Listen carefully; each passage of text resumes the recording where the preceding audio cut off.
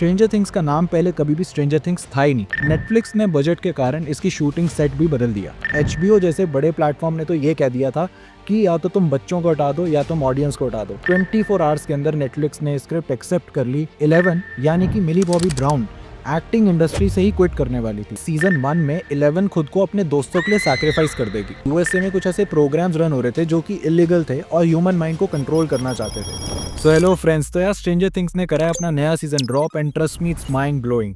लेकिन आज हम बात करने वाले हैं स्ट्रेंजर थिंग्स की मेकिंग के ऊपर कि कैसे सब कुछ हुआ, स्ट्रेंजर थिंग्स का सीजन 1 से लेकर सीजन 5 तक का क्या सफर रहा, डायरेक्टर्स और प्रोड्यूसर्स को कितने पापड़ बेलने पड़े ऐसी स्टोरी ऑडियंस तक पहुंचाने के लिए। तो वीडियो में बने रहो और कुछ ऐसे फैक्ट्स जान लो जो तुम्हें कोई नहीं बताएगा। फैक्ट नंबर 1 ये है कि स्ट्रेंजर थिंग्स का नाम पहले कभी भी स्ट्रेंजर थिंग्स था ही नहीं। एक्चुअली में डफर ब्रदर्स ने इसका नाम पहले मॉन्टेक रखा था। Montauk basically real life conspiracy theory से इंस्पायर्ड है और कुछ ऐसे गवर्नमेंट एक्सपेरिमेंट से इंस्पायर्ड है जो कि ह्यूमन ब्रेन पे करे जा रहे थे। लेकिन फॉर्चुनेटली वो एक्सपेरिमेंट्स बंद हो गए, लेकिन स्ट्रेंजर थिंग्स जैसी स्टोरीज बनती रही और उनमें से ही एक स्ट्रेंजर थिंग्स स्टोरी भी है।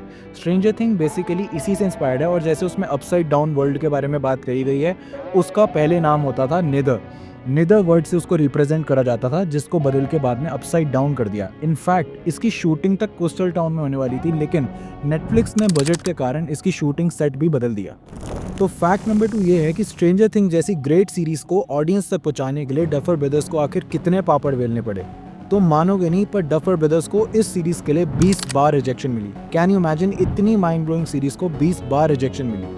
प्रॉब्लम इज दैट कि तब लोगों को लगता था कि ये सीरीज बहुत ही बचकानी है और कौन ही अपने बच्चों के साथ सीरियस हॉरर देखेगा। इनफैक्ट HBO जैसे बड़े प्लेटफॉर्म ने तो ये कह दिया था कि या तो तुम बच्चों को हटा दो या तुम ऑडियंस को हटा दो। लेकिन गाइज यही बोला जाता है कि कोशिश करने वालों की कभी हार नहीं होती, इसीलिए डफर ब्रदर्स लगे रहे और उन्होंने नेटफ्लिक्स को जाकर अपनी स्क्रिप्ट रखी और तुम मानोगे नहीं, 24 आवर्स के अंदर नेटफ्लिक्स ने स्क्रिप्ट एक्सेप्ट कर ली and here we are with the great series of Stranger things.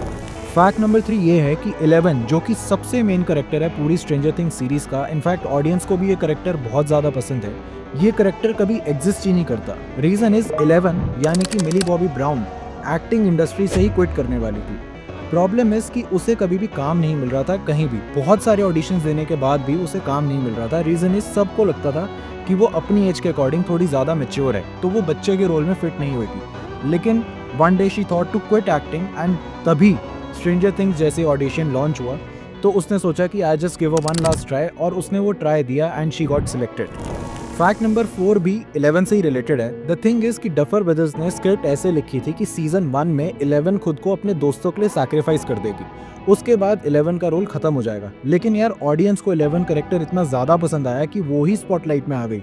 The thing is characters को ऐसे शो करना था कि 11 हो गई सैक्रिफाइस, उसके बाद माइक, लूकस और डस्टिन और विल को स्पॉटलाइट में डालेंगे एंड उसके बाद उनसे स्टोरी आगे कंटिन्यू करेंगे। लेकिन एक सर्वे के बाद उन्हें पता चला कि 11 is the main character for audience उससे ज़्यादा कनेक्ट कर पा रही है, रिलेट कर पा रही है, तो उन्होंने 11 करेक्टर को वापस से रीफॉर्म करा अपनी स्क्रिप्ट के अंदर। एक्चुअली में स्क्रिप्ट पहले ही रेडी हो चुकी थी, लेकिन राइटर्स ने फिर स्क्रिप्ट को चेंज किया और 11 का रोल दोबारा से डाला सीजन 2 एपिसोड 8 में।